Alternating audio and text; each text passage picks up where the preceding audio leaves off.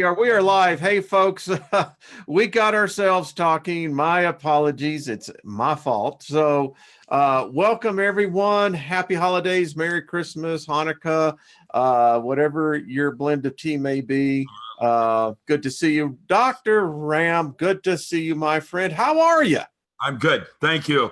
Oh, well, as good as one can be. I had to pump out my my cesspool yesterday. And this house was built 36 years ago, and they've never pumped the septic. I know. Oh, man.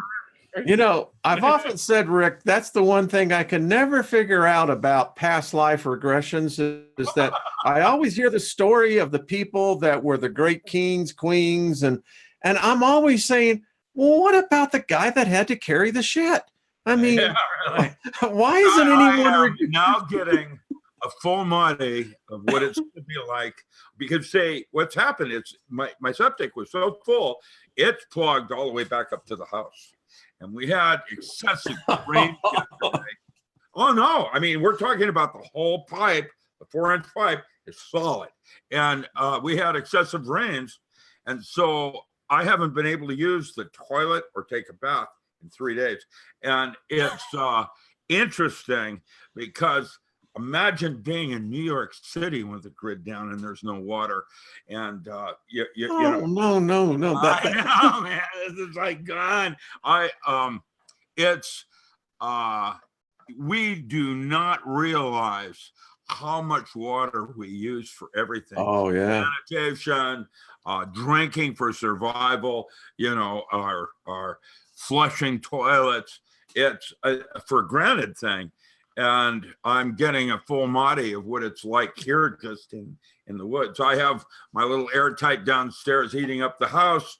I've got my hot water tank going, but I can't actually, take a bath or wash dishes because it'll back up into the basement. And I'm a big split level house. It's a mess.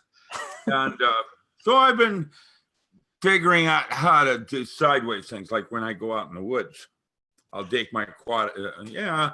I mean, starting to smell pretty. Well, one thing that YouTube hasn't figured out yet is smell-o-vision. So we're all. That's next, man.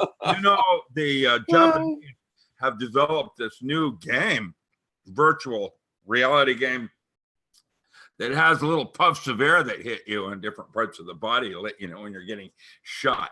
Oh, isn't that marvelous? It goes downhill from there, man. Hello. We're going to call that the brain spa. And, where you can go in and get rotor any way you want. 6 ways from. Well, it's so good to see you tonight. Well, let's see. I just want to say hello to all the moderators and everyone joining us tonight. Just want to invoke favor on everyone, and I hope you're enjoying the holiday season, whatever, again, your faith may lie. Enjoy the holidays. So, Dr. Miller, we have a question that was sent in literally 2 hours ago. This gentleman wants to know, using water to store memory and material for transportation over long distances. I guess he's wanting to know, how feasible is that? Well, Lockheed has a teleportation laser right now that is approximately the first generation of how we're going to do this, probably using microtubules.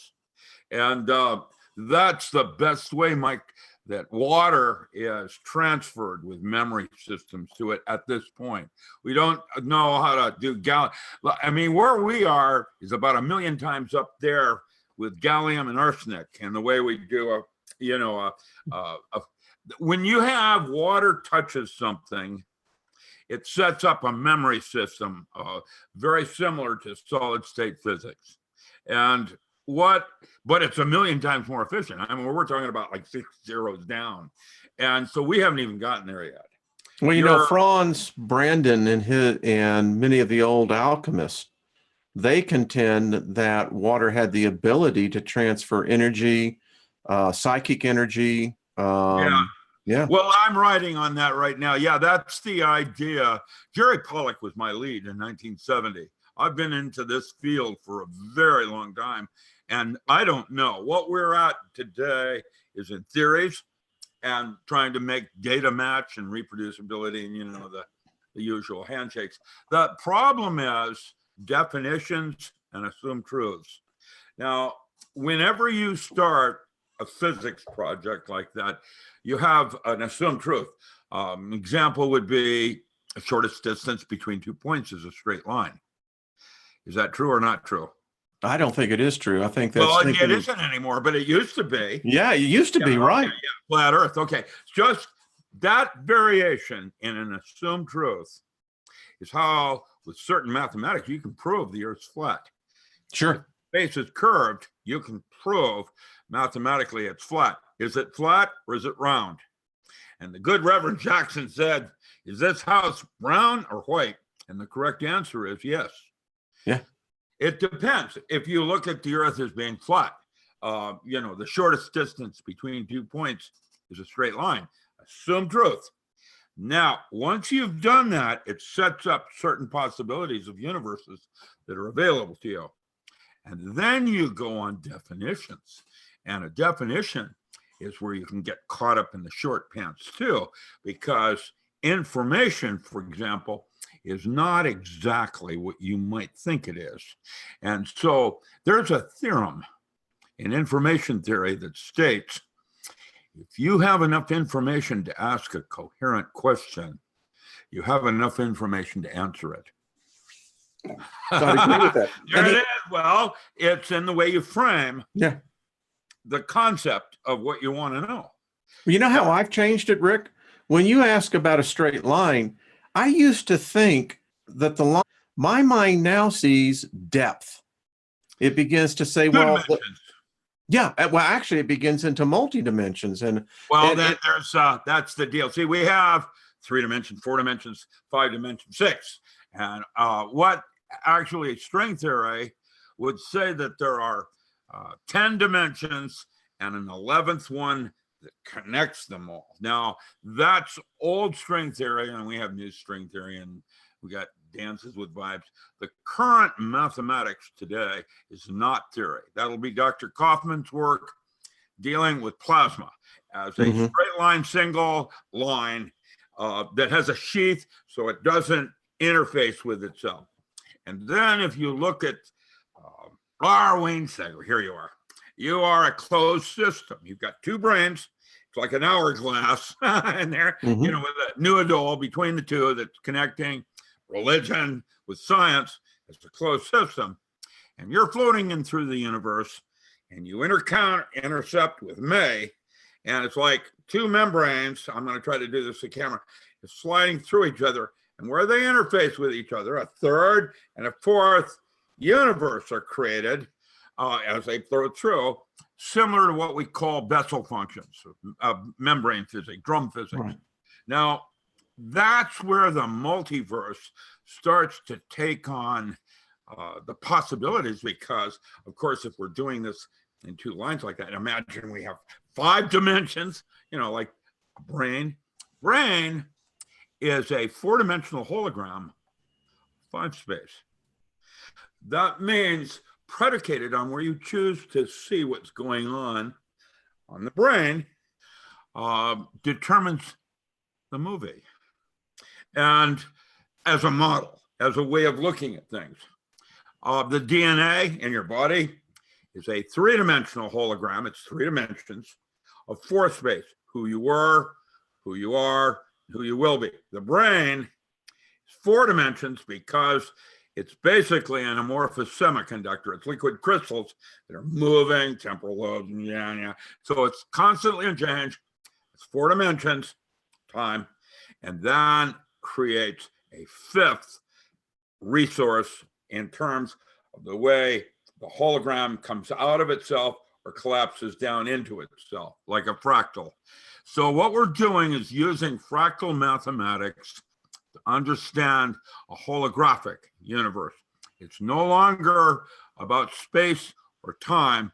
So the assumed truths of shortest distance is no longer a straight line. Space is curved. There's no such thing as gravity. The earth sucks. You have the, I just thought I'd slip that in there, as a little graffiti. Well, I want people to understand that physics does not have the answers any more than religion does, because you start with assumed truths. And here's the bad news about that. All assumed truths are true. Yeah, but all truths are half lies. Yeah. I mean, it's we're not good. We're human, and that means when good Reverend Jackson says, "What color is this house?" the correct answer is yes. It's all colors. So let me. Your perspective.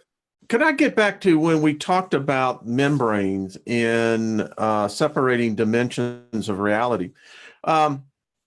We're finding out as science, physics begins to adopt the plasma model, realizing that the universe is no longer basically ruled by gravity, dark matter. We're realizing now there's this other that's energy. A good question. What is dark matter, by the way? Hell, I don't know. I mean, you know what I think it is?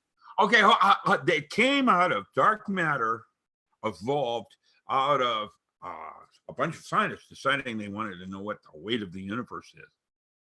How do you measure? Well, that's where it came from. I know. I get it. I get it. But now, how would they do that? They got a big scale. I remember the Zap comic when God is doing Susie Cream Cheese and the Big Bang Theory came out. Listen, I have to say that the whole thing is nonsense. What this is about is man's need to feel like he's in control. And yeah, control is a fantasy. And by definition, and that's third generation imaginal psychology. It doesn't control is a loose shift. I can tell you that like a group of religions would talk about knowing God.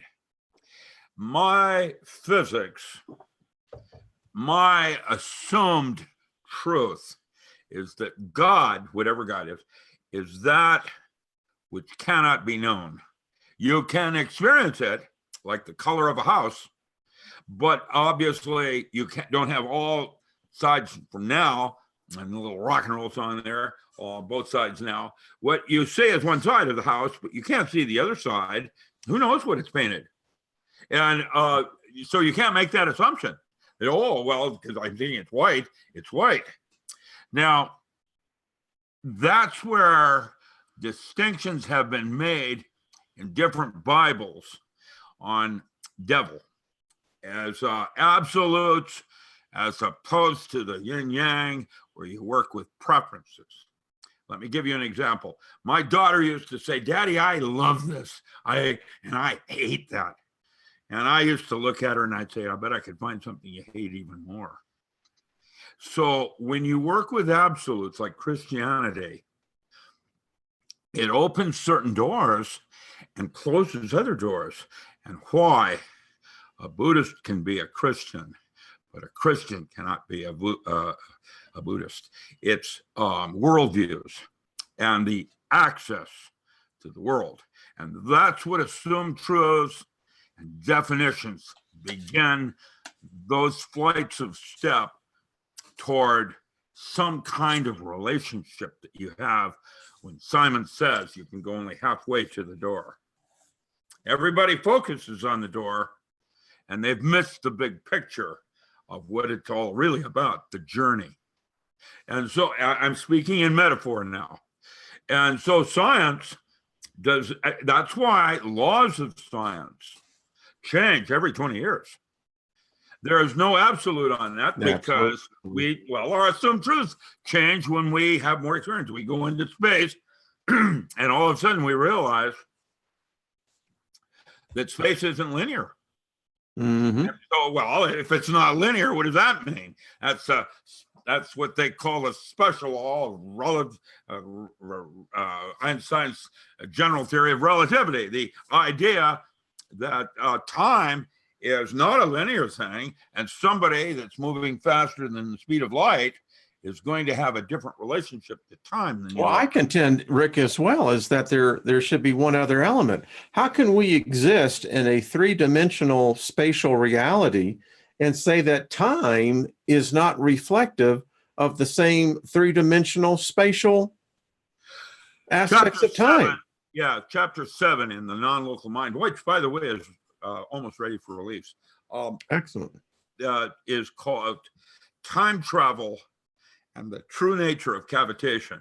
And it has to do with membrane physics, where a drop of water falls and hits a pool of water. And what happens at that moment? The drop of water hits a pool of water. There's the drop has momentum, so it goes into the water, and when causing to go into the water, it pops back up again out of the water as a ball again, except it's no longer a drop of water.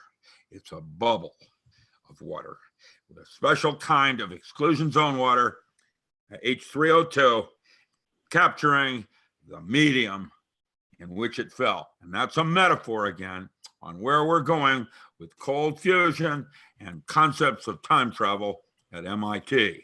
Well, And well, I'm trying to, no, it's like your mind and universe out here is a membrane that vibrates back and forth, and you have psyche into matter.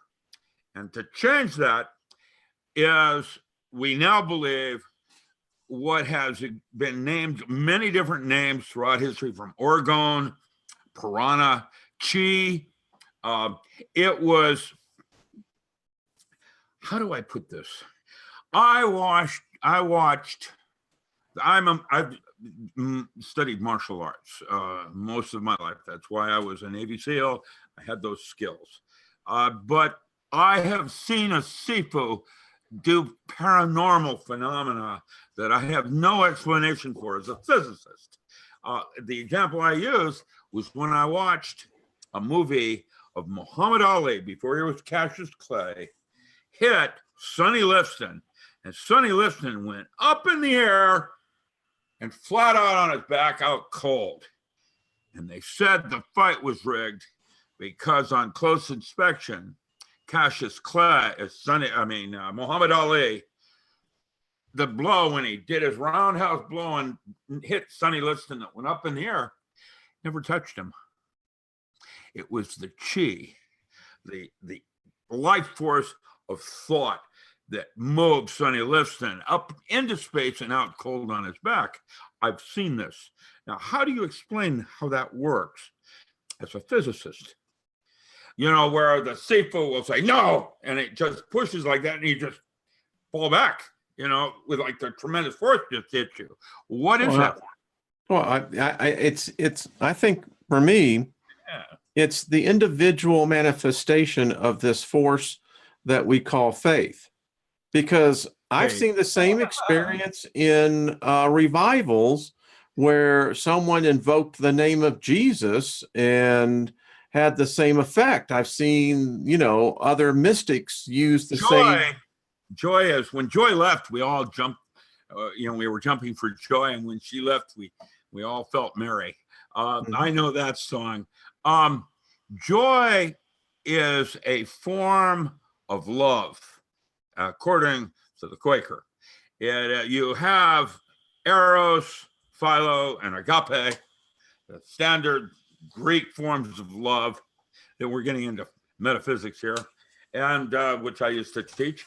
And what happens next is there are 8, according to the John of the Upanishads, there are 8 cosmic consciousness states called jhana states, Jhant states, or higher states of consciousness. There's 8 of them, probably for neurological circuits by Timothy Leary. Stay tuned.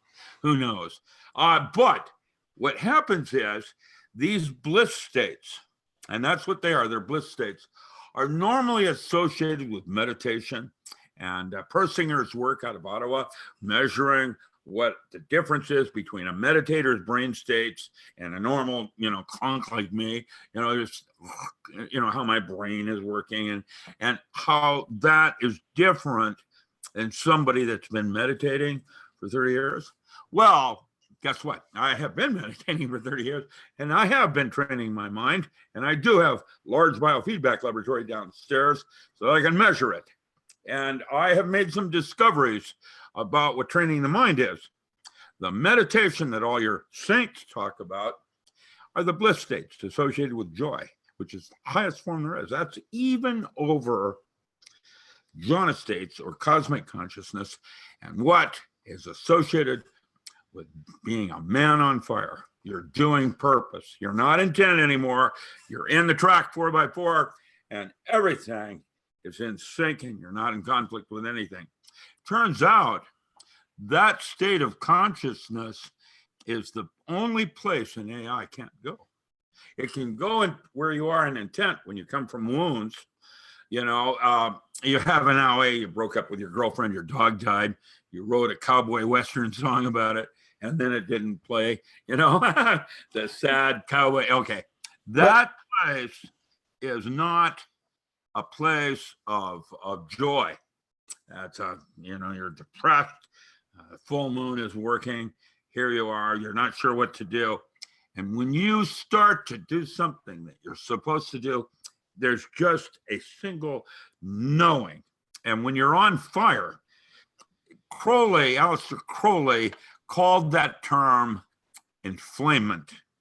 It's written about in many of the older books, and a lot of the Eastern schools will talk about being inflamed, where what you do, you just don't make mistakes.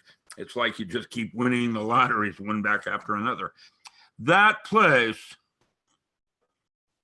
is called joy, according to the Quaker. Now, it's a little different than Mennonite and some of the other schools that are German reform, but I have experienced this. So is that a state of consciousness? Is that what you're defining joy to be? It's more than a state of consciousness. It's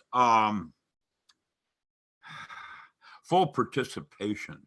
So then that leads me I can use with the definitions that so that leads me to this whole when you see, I did a video this week and I put forth the hypothesis that we very well may be trapped in a state of consciousness. Oh yeah, we're in the future, and the aliens. Well, no, I mean very seriously. I mean, if you talk to most people, Rick, their consciousness, their cognitive recognition really goes no further than the ability to be able to identify themselves with the moment.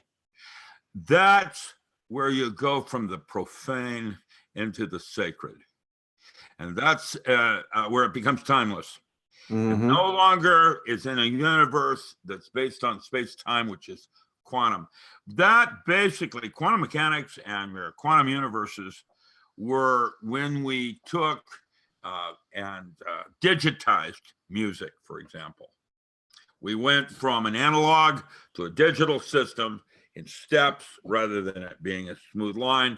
And in doing so, what we did with that assumption is that we lost resolution.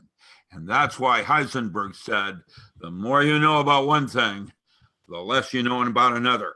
And that's the limitation of a quantum universe. You can only get, you can't get there from here. Yeah. That's the whole problem with travel faster than the speed of light. It's not that it's not feasible to go greater distances of sea. It's getting there, right? Well, or it's like going to the door. Simon says, by that protocol, you'll never reach the door. And so really it's about the journey. So I want to get back when we talked about the membranes. I'm reading more and more that, and I was reading particularly a paper out of Harvard specifically about that now astrophysicists and theoretical physicists are coming together and beginning to think, well, maybe everything is held together by water.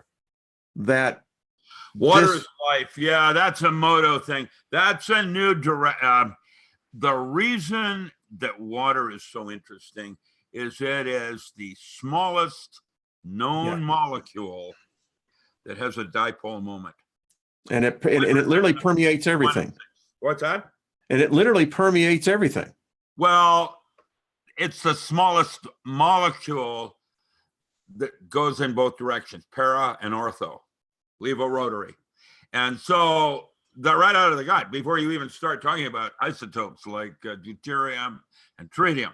And then you start talking about Willard water. Willard water is H3O7 with a free radical ion. That's 3 water clusters and an activated ion. You find that around waterfalls, and that's what gives you health. Well, and the whole thing about heavy water, you know, heavy water is deuterium. Did you know that almost the entire ocean between Australia and Antarctica is almost pure deuterium? It collects in different parts of the oceans in huge quantities. Deuterium is in everything. Tritium, which is the second isotope, is a little more rare and does not have a very long half-life. Doesn't hang out there very long. It's like then gone. All of that, again, in metaphor, has to do with space and time. And in holographic universe is not concerned in measurements of space and time. They're involved with resolution of information. You got a physical plane, and then you got emotional plane, EQ. How you feel about the physical plane. It's more information about the same thing. Again, information isn't any more real than space or time are. It is a way of trying to assume truth, definition, and then you do your theorems, postulates, and axioms. Sure. And, so isn't that maybe that's why the Chinese are so they're hell bent on, as they said, to actually record the human soul. The soul. Now, isn't that odd? Analog, yeah, we've talked about this once before on your show. That's what you and I first bonded on, was the fact that the moment of death, each one of us experiences a 5-gram weight loss. Yeah, there is that absolutely. Yep. Okay, animals also experience that, which means they have a soul. Eat that. They're in it, man. Because basically, what that 5 grams is something that's on the surface of your skin that has been talked about. It's actually below the gut, just below your crotch. It's called Tantian. And you bring it up, that's Qi. And Qi is on the surface, with meridian points, and they do their little pulse thing, to see if you're healthy and da-da-da. But the 5 gram is a microtubule that Hameroff talks about, and it's filled with structured water. And there's enough water in that little microtubule to contain enough information as a forbidden zone. They call it exclusion zone, but it's like the forbidden zone between gallium and arsenic. There's that region between where the two metals talk to each other, and it's called the forbidden zone. And that's where your checksum error goes in your computer. And water does the same thing when it touches anything. When you put water, for example, in a palladium bottle, metal bottle of palladium or something like that, that water doesn't do a surface tension. It will go right up the bottle and over the other side and full. Jerry Pollack, others have shown that and demonstrated that water has memory, and that when it touches, that's why you have a leading edge on water that is moving faster than the wave itself when it's touching air. And it is the whole concept of cold fusion and the curvature of the air. I have a diagram where I do the reaction of a muon catalytic fusion process, and it's precisely the same process happening in a wave. in cold fusion model. There it is. We have only just now started to understand how to approach this because of what we need to do to have an assumed truths and the definition before we can even start with the postulates, axioms, and theorems. It's what it does is allows us more access to doors that were not previously available to us. And one of those doors is the possibility of immortality as a construct that's available. I mean, and So water is life. That's the toss-off word, whatever that means. I'm not even sure what life is. It's animated. well, I don't know if we've actually been able to define life no more better than we've been able to define death, but Well, it's an hourglass again, because there are aborigines and cultures on this earth that do not believe that consciousness is real, that there is more content in certain dream states. The Trabander talk about the lucid dream construct. Other cultures have demonstrated, aborigines of Australia, which, by the way, are older even than the Inuit in terms of the Kuchina and the ideas of the ends of days and that kind of thing. Did you know it was the Aborigines that did the tunnels from Scotland all the way under Europe, all the way down into Turkey and Gopinki Tepe? And that has just come out. Aborigines. And the Aborigines talk about dream time as we're real consciousness. What are you doing 8 hours a night? What is that all about? And where did you go? What happened? Well, I talk a lot about that, so let's I like to get more into the specific though of what I found out here recently, that as I've been talking about, that we know from the writings of the Vedic that the Hindu gods used nuclear weapons. We got the story in the Christian Bible. Lots of different translations, Bibles. We see glassification around the world, so we know that this has been done.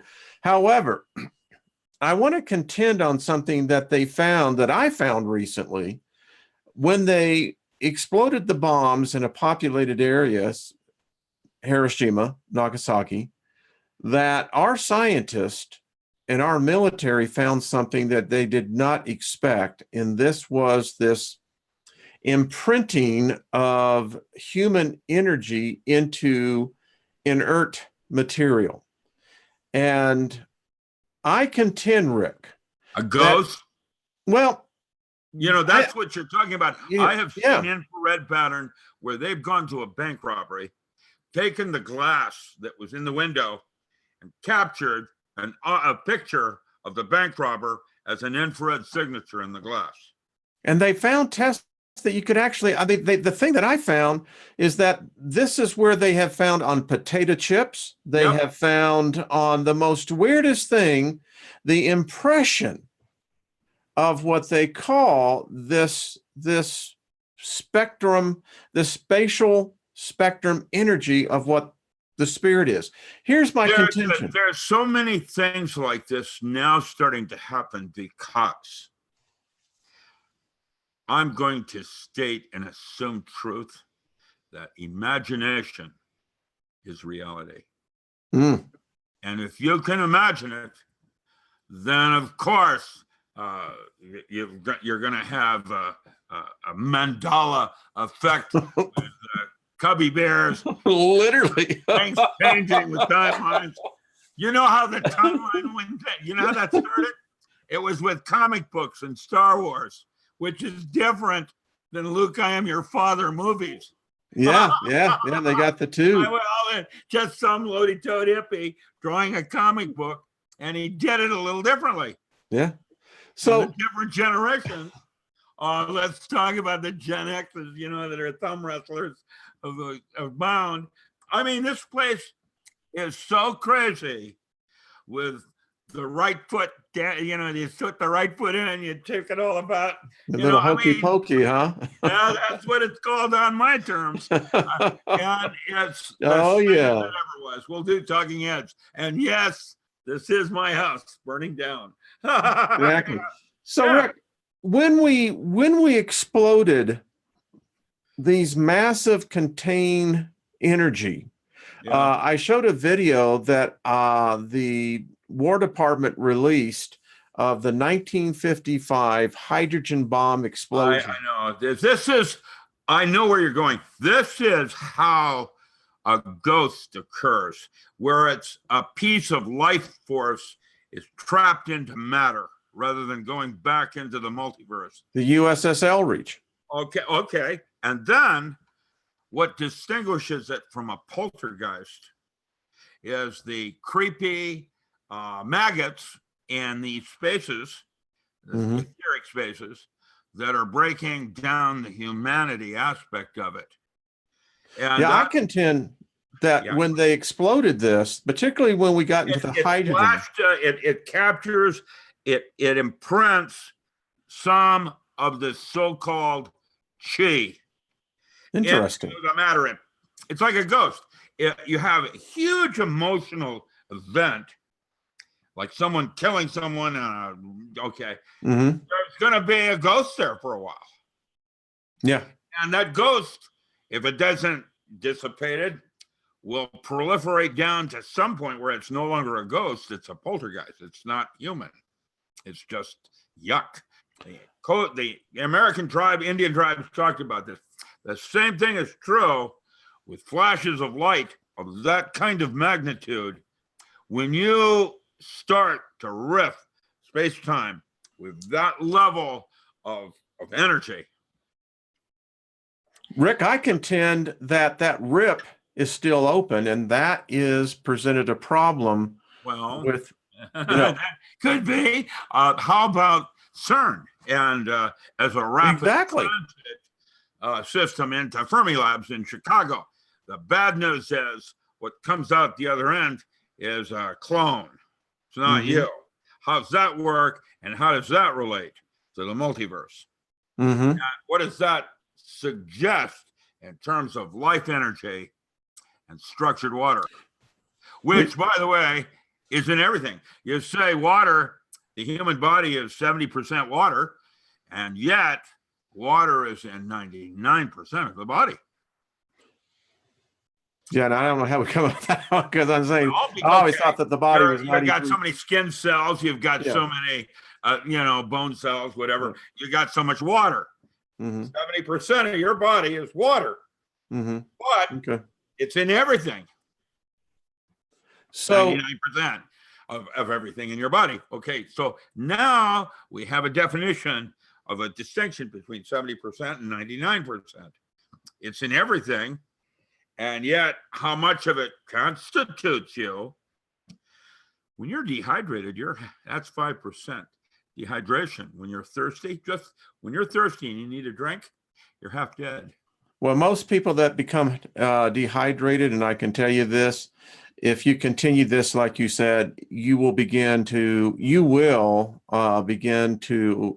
manifest disease, cancer. That's exactly correct. Yeah. Now they're saying in medicine that it used to be that placebo was responsible for 10% of your healing. Today, it's now up to 60%. What you believe is happening in your body is what you make happen in your body. Yeah. Why? Because your brain is there to make all your beliefs true. I wouldn't have seen it if I hadn't believed it. So I want to get back to this whole thing that when we exploded these bombs, and even underground, that it basically tore rips in the space-time continuum. And I also contend most likely into dimensions. And here's something I want to bring up. So I never thought that the U.S. military took seriously the idea of angels, demons, but quite differently, they contend that throughout mankind's existence, there appears to be these interdimensional beings. Well, listen, they is a very broad sweep. Exactly. It's ambiguous. Well, okay, because I've been at the Pentagon, and that's military, and yet I've been at the Pentagon where there was ordnance being traded back and forth, bang, bang, and shooting at each other because they hated each other. Well, but yeah, the point that man, it's me and me. Yeah. You're at conflict with yourself. A demon, for example, if you go back to the Upanishads, talked about it was a quality, a lesser quality of man, like right. Okay, that was deemed unworthy. Jealousy, rage, anger. Okay, these were considered demons, and Babylonians associated them with star maps. And that's where the sigil magic came out of in the 19th century.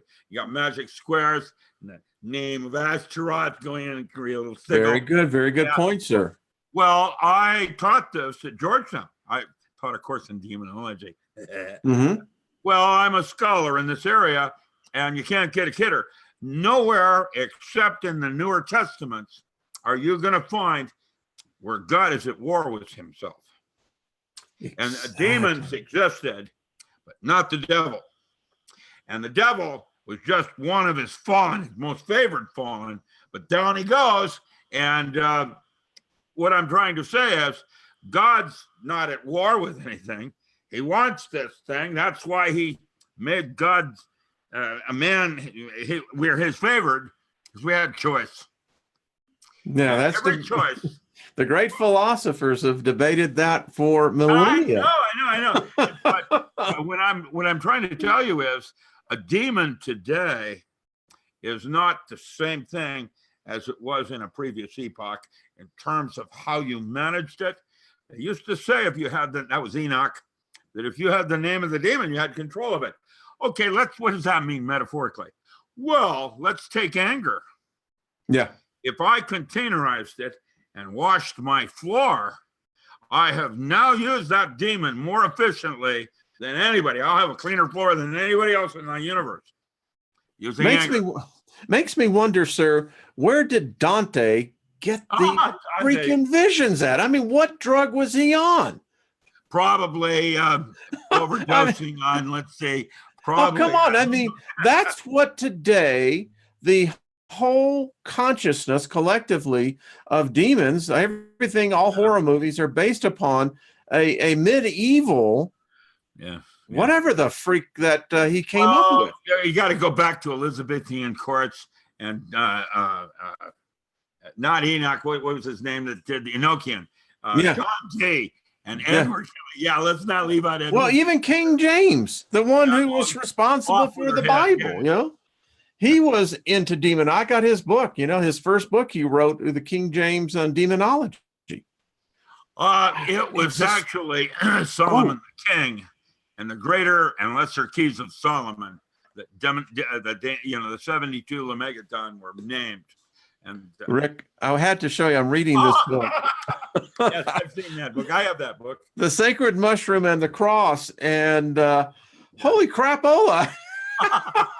Listen, man, if you want to think, how about this one? I was at a rave with Clark Heinrich, that wrote Divine Mushroom. Yeah. Right. And what he's doing at the rave with crystal method playing music and everybody getting whoa, he shaves your head and creates what's called the Pope's cradle, which is Amanita muscaria smeared over the top of your head. Whoa. That's how the Pope used to talk to God. Well, yeah, I bet you do talk to God. That's your medieval, man. And let me tell you, the Koryak never had anything like that. They drank your piss because it filtered all those creepy things out of muscimol, muscarine, going in opposite directions. And they all work differently. And so you're going, what is that called? Sideways. Well, this is what this book gets into, that much of the first, in fact, the Vatican, the church, these people, man, I'll tell you what, they were ahead of their time. They just lacked Jimi Hendrix. They had him. I'm sure they did. Assassin's Creed. Watch that movie, man. That's I'm telling you, there's more going on, my dear Horatio, than You know what, Rick? People won't believe this crap because this will blow the lid off of virtually this mind construct that you were just talking about. The ability of the placebo now to have a 60% effective ratio is incredible. there's good news. Well, Because you and I are enlightened. The entire world will become enlightened. It's not even about time. It's because I am you and you are me and I am the walrus. Oh. If he's got it, we've all got it. Yeah. Including, all of it. And that's the part that's reassuring to me. I don't feel like I'm in urgency. Yeah. I feel that because the problem is Carlos Castaneda said it best. The third enemy of man, right after power, there was fear, and then you had personal power. Yeah. Okay. What happened next is you started seeing things more clearly. Yeah, mine is old age. That was the fourth enemy. I'm just too old to do anything about it now. Do you know here in Denver, by the way, they're voting to make psilocybin for medical purposes legal? That's right. I have a friend that has written that what that's about is in a holographic universe. If you heal yourself spiritually, it will proliferate down into the physical. And why now they're suggesting that placebo is 60% of all healing. So let me ask you something. How does the fungi, because it's a toxin to the brain. Well, psilocin and psilocybin are similar lookalikes, like lysergic acid diethylamide is a toxin, but it's a similar neurotransmitter as the brain produces, which is lysergic acid amide.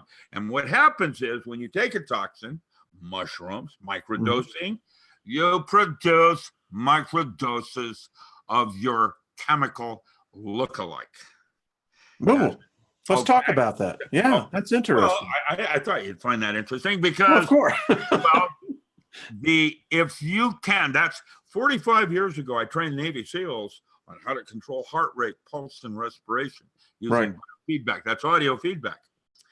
Today, I'm learning how to release specific neurotransmitters with my mind's eye, and in my mind's eye, doing sacred geometry. Specific geometric imaging in your mind's eye sets up resonant patterns that release the chill that goes up your body. That's dimethyltryptamine. The one that goes, when you get what I'm just said, that's lysergic acid amide. There's 6 others, according to Timothy Leary. And each one opens further doors and gates for access. It's very interesting. Yeah, that's why that all this interest on drugs is to jumpstart your brain. But you don't need to do it. You don't really need to. When my meditation. Here's the bad news. When all shortcuts, there are big bad wolves to grandma's house. Always. Well, set and setting, there it is. You have to set that whole thing up like a ritual if you're going to integrate the experience. The Buddhists have 4 reasons for getting high, and only one of them is for recreation and escape. There are 3 other reasons having to do with cosmic consciousness and the evolution of awareness. I'm learning and writing. I'm doing experiments on myself.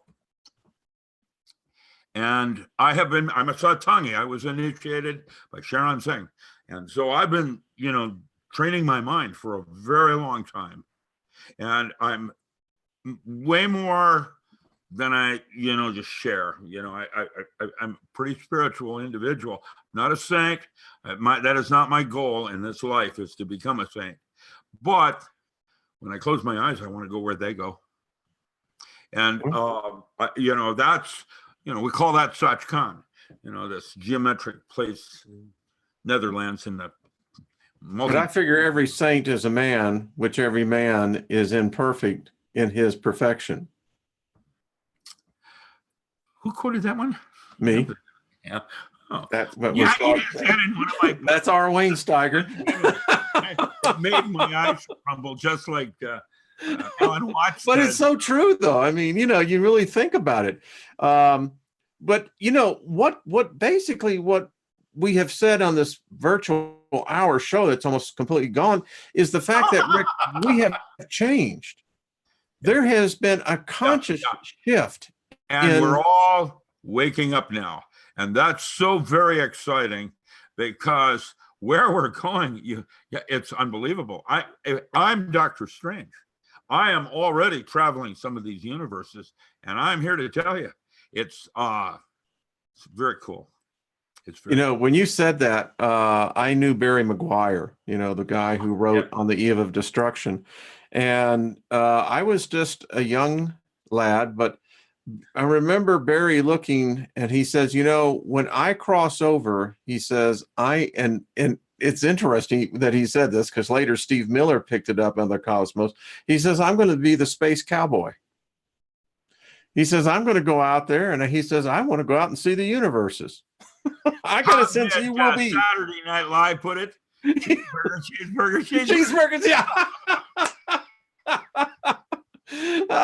Now you know what, and I'm seeing John Belushi and Dan Aykroyd. I tell you, man, it's the most wonderful thing. And I remember when Saturday Night Live wasn't even political. Oh, I remember when it used to be funny. I mean, the dialogue between Bill Murray and oh, come on, who was the gal? The news anchor.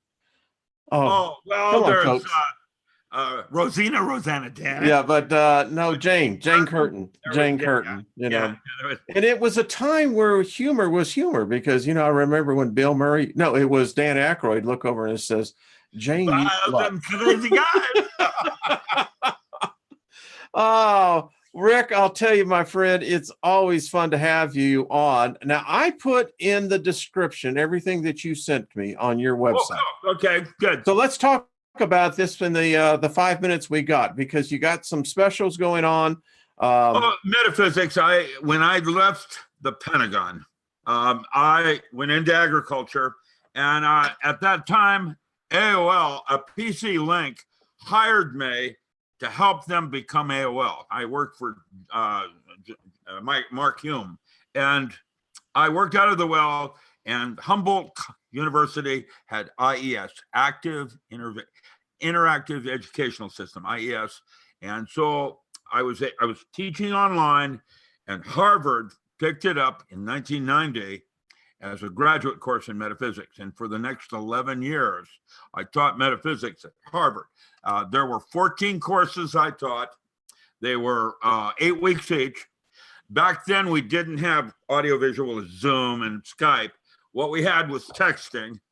And so someone would ask me a question, and I would type it out.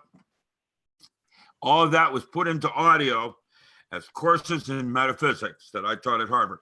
The third course, I think it was in 1992, John Mack was Dean of Psychiatry, and took the course, and then began his historic work in alien abductions. And the courses are more than just audio books. There is, in most of the discs, they have maybe a gigabyte of old, rare manuscripts that I quote from in teaching these courses, so that you can go to the same resources I use, come up with your own conclusions rather than mine. And what I did was I quote from Crowley and Golden Dawn and all the different lodge work that I did. I'm a Hermetic Kabbalist. I speak Old Hebrew and Greek. I studied with Gershom Scholem, went through what they call Boda, Builders of the Adetum, and then taught at Rosicrucians for the Rosicrucians and Amark. And I got to meet people, Pir Vilayat Khan, I used to smoke pot with him out on Shaw Island. I taught with Alan Watts. My background was perfect because I had just completed all my work in paranormal studies and was writing X-Files and for Fox. And so with that, I started teaching these courses. And today, they're to give you, me, others, a foundation for what's next. Meta means beyond. So it's beyond physics. It's worldviews that if you have a physical world, it's another world above that. And that's all based on my holographic metaphor. Now, I've taught a long time in these areas. University of Washington, Evergreen. I was first faculty at Evergreen. I did all of that. And so I put on my website all rare books. I have over 3,000 rare books. The first one any of you start to read, I'm going to recommend that before you do any further studies, you read Dion Fortune's Psychic Self-Defense. What you're going to do is begin to work in universes where you don't know what the rules are. And so if you don't know what the rules are, you need to protect yourself psychically. And that's drawing a circle around yourself.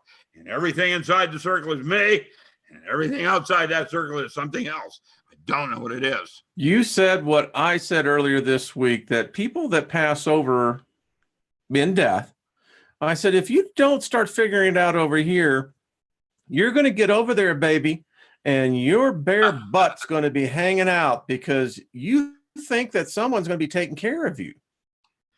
Well, yes, they are. A man does not have free will because free will would presume that you had full disclosure. Oh, there you go. There you go. Don't have full disclosure. What you have is limited. And so what you have is true will. And that the Greek called thelema or thelema.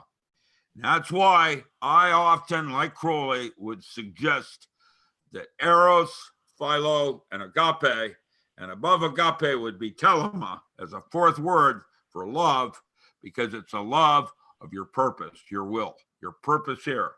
And when you are doing your true will, none shall say nay. The distinction is an artificial intelligence, like a third generation D-Wave, used in Chicago now, can predict when a crime is going to occur 28 minutes before it does. That's because most of us come from a place of wounding. But wounds are what separate you and me. And if you can realize that your wound is a tool in a toolbox like anger, washing the floor, now you have blessings. And that's what makes me uniquely different than you, or my wounds are different than your wounds. Mm-hmm. One new book I've got coming out is called The Magical and Ritual Use of Metaphor. It's got 22 chapters. And it breaks it down that you're either possessed or complex. Possessed means you have only one story going on, one God. Complex means you have 5, maybe 7 stories going on. Each story has an ending. And if you don't like the way that's ending, that's where you reach in and change the movie with a technique and magic called pathworking. And that's what I'm writing about now. Dean Radin has just come out as a scientist talking about real magic. Magic is going to be the study of altered states as tools in a toolbox. And that's what I'm interested in now in writing. Well, now you got to come back on after the first of the year. I always like working with you anyway. It's fun. I laughed my way through it. The time is fun. Now that's where it becomes sacred over profane. Yeah. Yeah. You know, I'm finding that now with certain individual people that just enjoy me as a weird personality, and then off we go, and who knows what we're going to talk about. Hey, never doubt the stimulation of eccentricity. That's spontaneity, the moment. My wife, she said that's why she married me, because I was eccentric. Yeah, mine, I'm bald. She said, you know what? She says, ever since then, she says, I've never been bored. She said she's never laughed so much. And many times she'll look at me and she just says, where the hell do you come up with this stuff? Well, what I do is I come in with a gorilla suit and I start doing a lap dance. I haven't done that. Every time, unprepared for that one. Yeah, dancing. My wife's a nurse. She might be. Love it. Oh, well, Rick, all your contact information is down below, folks. Listen, I have told you before on my channel, I consider Doc Ram one of the true precious jewels of our species. And Rick, it's a delight to have you on. It's just fun. I mean, You're gonna make me cry. Stop oh it. well, you know what? You're a good man. Tremendous energy. Are you And calling me Charlie Brown? well, no, yeah, Oh, because no. everybody loves Charlie Brown. No. Um, Marty Feldman, even grumpy old men need love.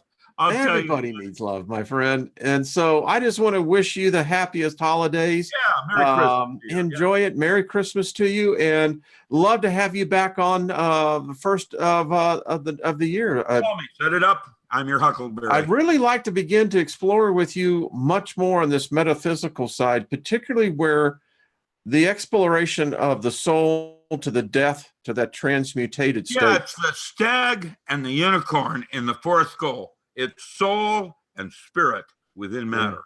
Yeah. And that was the alchemical way that Christian mystics did it, and what led me to write The Modern Alchemist. That's a really good book for you. You probably would enjoy that. Good. Christian Well, mystic. Yeah. I know what to tell my wife to get for me then. Yeah. Well, nice talking. If you send me an address, I'll send it to you. No. I wrote it a long time ago. It's actually Stanley Krippner, my mentor, says on the back of the book that not since Carl Jung. And that's the level that it's used as a graduate text in most schools in Canada now. Excellent. Psychology. Yeah, it's the different steps we all go through in personal transformation, including the dark night of the soul. It runs all the different stages you have to go through. You know, like grief, there's denial and da-da-da. What is it? What is it? The 5-step process, something like that. Yeah, grief. But, well, there are a whole bunch of steps, and it was a 14th century alchemist that did it. In 14th century, named Lamsprink. And what I did is I translated the old German into English. I took Joel Radcliffe 7.5 years to render the artwork from woodcuts into pen and ink. And then I added psychological commentary for current Jungian constructs or ways we can integrate it into our own home. And the book is broken into 2 parts. The first is animalistic, with the stag and the unicorn and the serpent biting its tail and the wolf and the dog and the fourth, the civilized and uncivilized part of self. But the second part is humanistic, where there's the Father and the Son and the angel on the mount, where the Father consumes the Son. It's interesting metaphor on phases we go through in our personal transformation. I can dig that, though. I can see exactly where that would be going at. Yeah, send me an address. I'll take care of it. All right, that's good mind coitus. I like that. Okay, you'll like the book. It is actually extremely functional. And what's coming right behind it was definitions, and then the magical and ritual use of metaphor is the Book of Tarot. And then I have a 12-volume on holistic Kabbalah. I've already written it on pathwork and how to use these different gods as tools in a toolbox as a metaphor. Psyche at the Well of Souls, or puer wounding and Ulysses scarring, where you get hurt and you whine, and then you accept the limitation and become human like Ulysses. It's a metaphor. And these stories are, in other words, you're not going to get there. And do you want to have it be that's the way things end in your story? Or do you want to change the movie? There's all possibilities. And that part is pathworking, where the tarot is no longer reading the future. What it is directing it. I like that. All right, my man. Thank you. Thank you. Sir. Yeah. All right. Well, Rick, have a great holiday season. Be safe. Get the sewer backed up. I mean, unplugged. Yes, All right, Rick. It's getting pretty rank around here, man. I imagine it is, my friend. Favor be unto your family, my friend. We'll talk soon. Roger that. Bye-bye. Okay. Bye-bye, everyone.